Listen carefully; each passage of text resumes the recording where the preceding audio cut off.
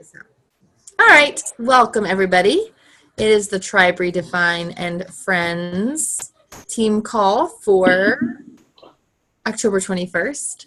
And I'm just going to run through a couple of headlines in Coach Office. I know you guys are all able to read, but there are a lot of things happening. So I just want to get them in the recording so when anybody watches them, they can make sure they go find out the information. I'm not going to be reading everything off to you, but there is a new fall activewear collection, which I didn't know until I logged in right before the call. It looks really cute, some nice deeper colors and so on. Remembering that if you're working on Beat Your Best, that volume from any product counts towards that. So promoting or sharing about some of the activewear collection is also a valid business endeavor.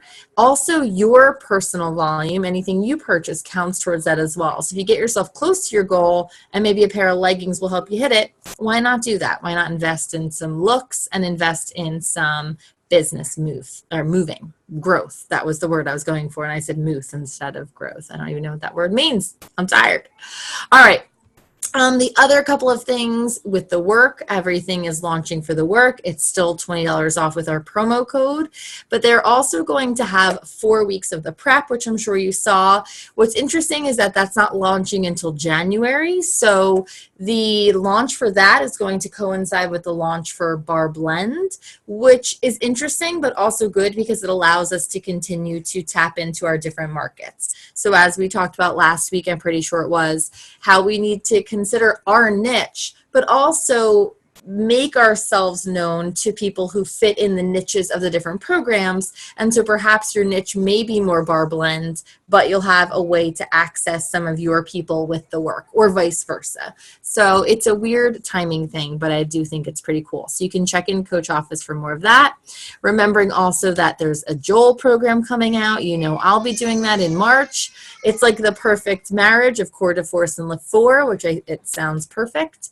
Our plant-based chocolate almond beach bars coming out in early December. But the thing that really has me, and there's a lot of content here about it, is the Ultimate Portion Fix and To Be Mindset memberships are changing. So for like each month, there's going to be different access points that our customers can join into, but it says that the groups as they exist now are going to be phasing out. So there's a couple of interesting dates to look at. Some of the configurations of the challenge packs are changing. So just something to consider, especially if you're certified in one or both of those programs. You want to get yourself up to date, make sure you're staying in tune with the trends with Ultimate Portion Fix and To Be Mindset. Because it really, I mean, even just looking at the Morning Meltdown nutrition plan, and I haven't ordered the work yet, so I haven't looked at what that nutrition plan looks like, but it really is so very basic, and the Portion Fix or To Be Mindset are really where they're pushing us. So staying current with the concepts and the details and the rules and the changes within those programs is really important. So I'm going to task you with that, as I also am going to task myself with kind of brushing up on those concepts. So it's very important to do that. Now, I talked a little bit in our accountability thread about Instagram yesterday, but I wanted to just bring that out here too, some of the changes that are going on with Instagram. I'm in a group with, I think her first name is Gina Kish. Maybe some of you guys are in it too.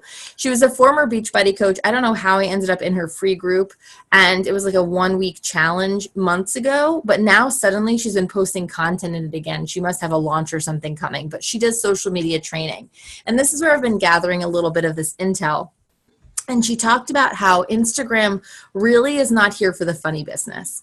And so when we hear about different third-party tools or different tricks and trades within Instagram that are going to help our growth, she really suggests being mindful of those, not taking advantage of them, because more and more they're cracking down and shutting down accounts. And more they're cracking down and freezing you out from sending messages, or freezing you out from posting, or freezing you out from posting stories, because they want it to be authentic. They don't want it to be like on Facebook, where people have started to, in the last couple of years, it's not as rampant now, but we're letting go of their memberships because everything in their feed was either people's political or religious commentary or selling of LuLaRoe and all that stuff, you know?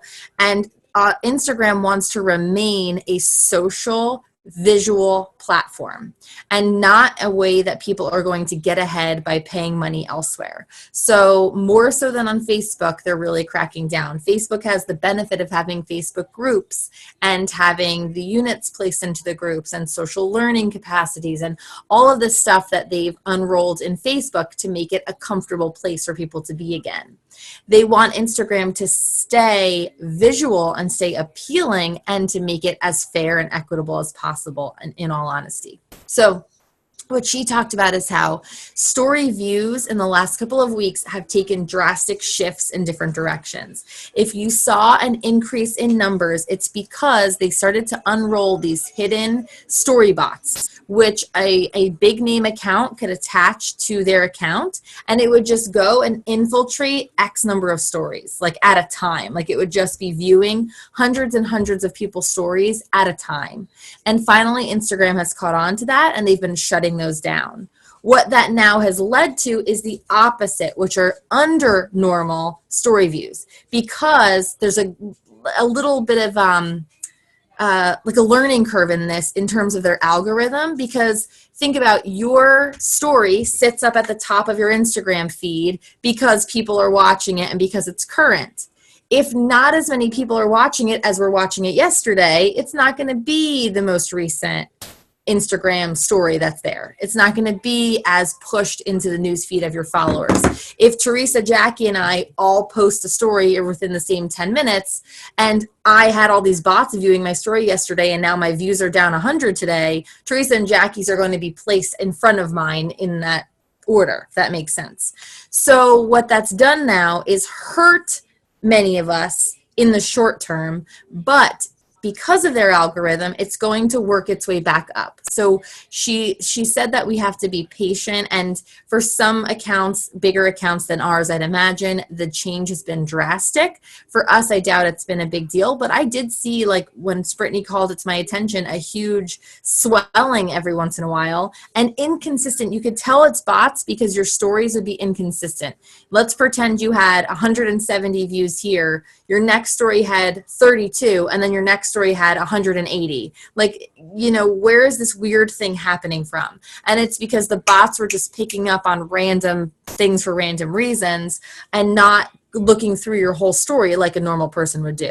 Or your views get less and less because people haven't been logged on as recently. So anyway, my point being, don't let that stress you out. Look into the accounts that are looking at your stories and follow up with them. And if they relate to you and if they respond to you, chances are good they're real people. But if you look at people with hundreds of thousands of followers or tens of thousands of followers are viewing your stories, it's most likely a bot, unless you happen to be in a geotag or something. So just keep that in mind, because it was a real drastic kind of dippy thing and was very, very strange. Anyway, okay, that's that. She's been giving some really cool tips lately. Nothing drastically new, but I just thought that was really fascinating. And her whole push is to defrost your inbox, to get people to really reach out to you. So now that she's been sharing a video a day, I haven't watched today's video yet, I'm going to make sure to come into Tribe and give that content at least every other day, kind of bring in what her tips are, Gina Kish, because she's pretty cool. I would invite you all to the group, but Teresa, she curses, she says the F word like every other word, so wouldn't be your style. But her tips are very nice, very nice. Okay, the next thing I wanted to do, and I is Leslie here? I just realized that Leslie is here. And Leah, I'm just looking at I didn't realize. Anyway, I had my screen small, and I just saw that there were 3 of us on the call, but there's not. I'm glad that everyone's here. I wanted to kind of do a little round robin of sorts. Maybe I'm being selfish because I'm still sitting at a big fat 0, thinking I would be at 4 today, and not happened. But I want us to talk about our best practices, our individual best practices for customer and coach acquisition. So because it's Beat Best Month, maybe it takes someone else's best to help us beat our best. So I want to give you guys a couple of minutes to just kind of think of anything. And I just mean like one customer acquisition tip, one coach acquisition tip, how you converted a current customer to a coach or got someone to sign up as a coach right away, or any of that stuff that seems to be working for you currently, something that's happened or felt good in the last month, 2 months, that felt like a something that was worth sharing. One thing that I do have to say is I really liked, and it happened between a combo of two of the happy birthday messages in the power hours that that she scheduled. I forget which two people it was, but one made that joke about not doing laundry and the other was talking about giving a free gift for someone's birthday.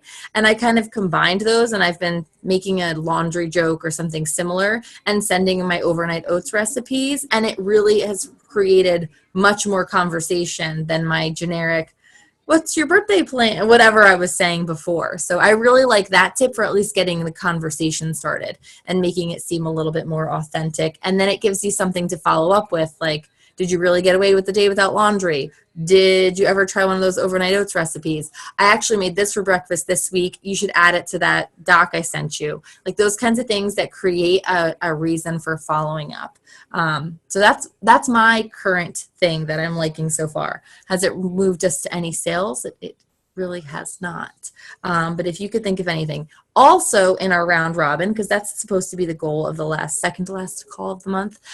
If you have a question or an issue, or you're in a conversation with somebody, or you're facing an obstacle that you would like our insights, because sometimes it's really easy for other people to see what could be your next best move when you can't see it yourself. I find that in my life all the time. So anyway, the floor is yours. I'm going to invite you to unmute, or if you'd rather stay muted, you can just type into the chat and I could read out whatever you write down.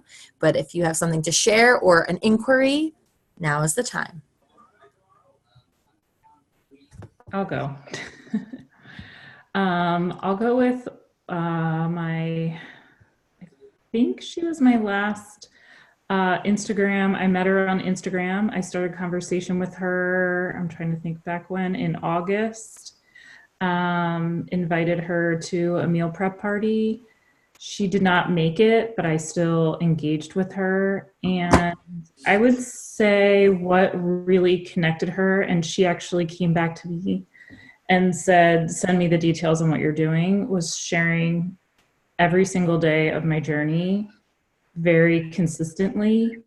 I think I've gotten a lot of engagement. Like when I finished 100, I got so many like congratulation messages. Like, I can't believe that you did that. I've been following you the whole time.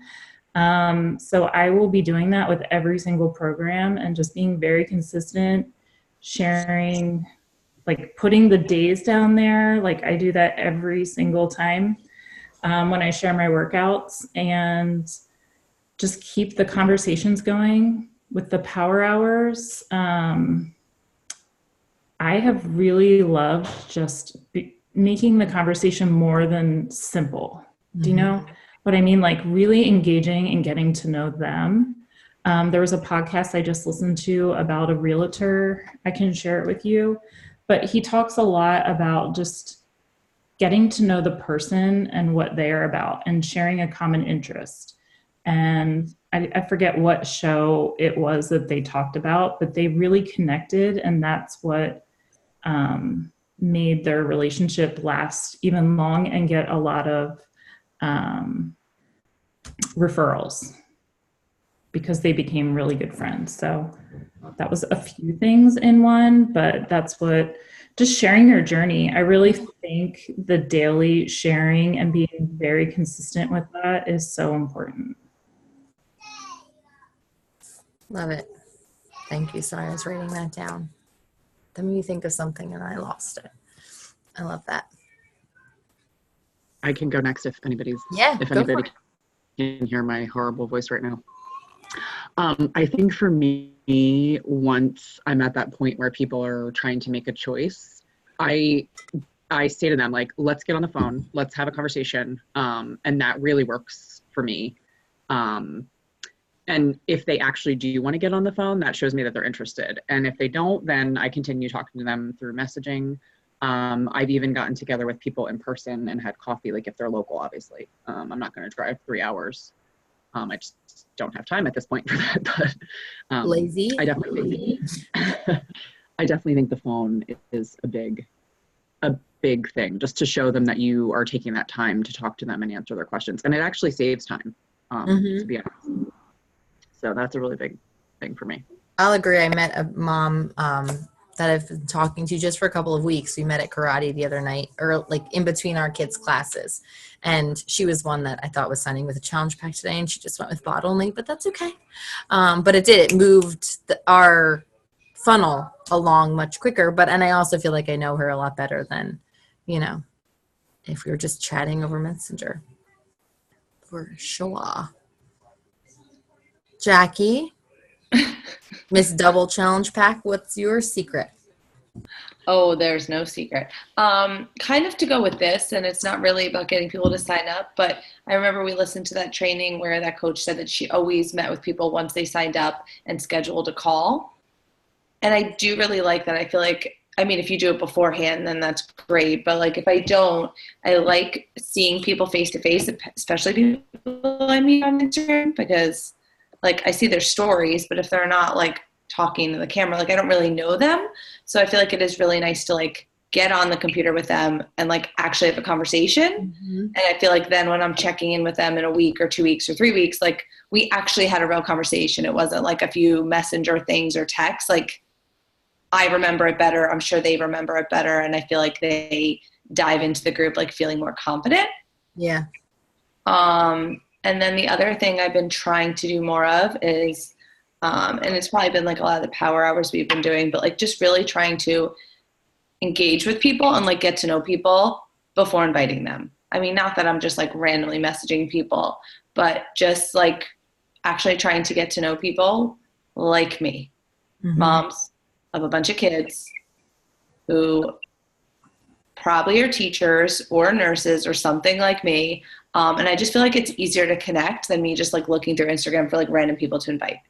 Like 25-year-old girls don't want to join my group. Right. They just don't. But like moms with a bunch of kids who like are really tired, they want to join my group. So I've been trying to like just find people like me. Perfect. Well, your they like leopard, that's a plus, but that's hard to find. You should. Did I tell you guys the other day, a random aside, but on Wednesday, and I only know it was Wednesday because it was PSAT day, I wore my leopard, the cheetah, whatever shoes that we both have from Walmart with black pants and like a camel colored top and my white denim jacket. And I walk in and there's two women from my department who have morning duty at the front door. And the one was wearing cheetah print pants with a black top. And the other was wearing black pants with a white t-shirt that had a cheetah pocket. And we were all like, oh, we look like we're in a catalog. I get to the planning center. My friend Allie was wearing a camel colored shirt, a black top, and cheetah belt. My other friend Jackie had on a cheetah shirt and black pants. And there was one other person, and I forget what her accessory was, but there were 6 of us or 7 of us all wearing cheetah and black and camel. That was it. Like the whole, we looked like we were, I don't know, some kind of women's rights group or something. I don't know, like about to have a parade or a rally at lunch. It was very random. Anyway, so apparently I teach with Jackie's whole customer base. But all your teachers are my customer base. So that's true. We'll just swap. All right, cool. Leanne or Stephanie, any tips to share or any questions to ask? Oh, Stephanie wrote something. Oh, I didn't see. Being a product of the product. It goes along with what Teresa's saying. And I have found, and this happened with me more in September than it's happened in October, but being a product of the product for real, like whatever your product of the product is in that moment. And because my journey, this program has been very different than my journey in past programs, but it's been more relatable to some people, and I've engaged in more conversations because of that. So not being shy about being honest in terms of what your product looks like for you, right? Because some, like the Obsession was ridiculously freaking awesome for me. Live For, not so much. Then this program, I've just been sick the whole damn time, and it's different. But that honest journey, as Teresa pointed out, is a really important piece of the puzzle because we're human beings. Soaking it all in, working on being consistent and building relationships. I love it. That's awesome. I also feel like it was really nice with this last program to share modification so that everybody can relate, like especially those who are just beginning that may see us working out and think, oh my gosh. So like just taking a few extra minutes to like actually do it, the modification, and share that and be like, hey, this is, and I'm doing it. So I think that's really important too. And I feel like this program was the most customizable too of all of them. It was just easy to move them around. It was easy to double up or not. It was easy to make it whatever's going to work, whatever's going to get you to the finish line, which I really appreciated because that's the space that I needed to be in at that time too. And that's, I think, a lot of people. I agree with you. Yeah, the modification makes a huge difference. I love it. Being real when you're, yeah. Uh-huh. I think I've seen every single one of us yawn in our workout or wipe our noses, right, Leslie? What was it? I think Transform 20, I had a tissue in my hand the whole time I was doing Transform 20. I did. I was always like boogery in Transform 20. It was the season and just the step. I'd see it and I'd start weeping. My nose was like, no, not again. I remember Teresa calling me out and she's like, can we take her tissue? It is what it is. All right, awesome. Well, I love you, ladies. I'm tired. Let's do a quick action and go to bed. Because I've not been getting to bed early enough, and it's been really hard to get up and do my power hour that I need to do. And so let's all go to bed. Oh, wow. Jessica just posted a very nice photo of all of the people working out with Amoila, but I'm just going to say that I'm not going to be sad seeing that man every day. Not going to be sad at all. It's a very lovely photo. Very nice physique. All right, moving on. I'm distracted now. What did I plan? I don't know why I'm sitting here trying to brainstorm. I already have it written down. What we were going to do. That is a good picture. It's a very nice one. Yeah. And he likes to take his shirt off every workout. It's kind of nice. I'm a fan of that that angled body. just gonna say it. It's just the truth. It's just the truth. Oh, I remember what I was going to say. All right. So 2 calls ago I forget. We did the memory jogger and we tried to come up with a list of 6 weeks of the work type people, the athletes, et cetera, and the bar type of the people. So what I would like for you to do is to pick a couple off of that list and just interact with them if you've already invited or shared a workout with them. If you haven't, then now is the chance to invite them. Or just have conversations. Just look at your list and go love on their posts. Just ask them how they're doing. Just talk to them about their kids and whatever. So we're looking at people that might be bar customers down the line. We're talking Pilates, yoga, dance studio, dance moms, cheer moms, and so on. And for the work, any athlete, any wannabe athlete, any former athlete. I sent it to a guy from college and was like, I just thought this would be really cool for you being a former athlete. And he just wrote back, LOL. I was like, why is that funny? He's like, you called me an athlete. I'm like, you were. Like, he was a runner at TCMJ. It's not like he was a video gamer. I don't know why he thought that was so ironic and funny, but he did. I'm going to go find all the hot football guys I had crushes on and send them a video. Ooh, what are their names? Alan. I don't know what his last name was. He was hot. I feel like I remember him. I'll bust out my scrapbook tomorrow and send you a picture. Because I cheered,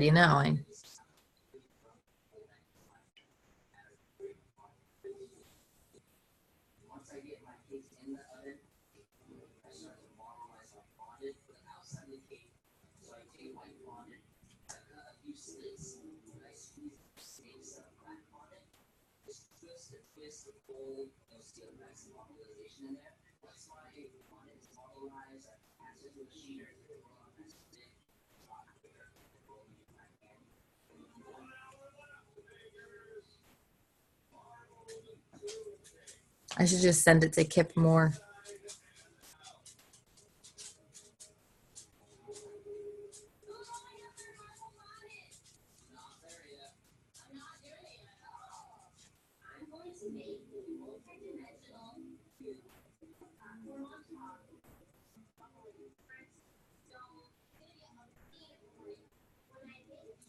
Fashion polls are the shiz.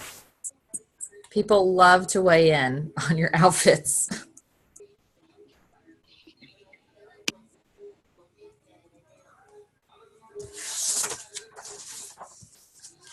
I got to turn back to my list. Here's my people.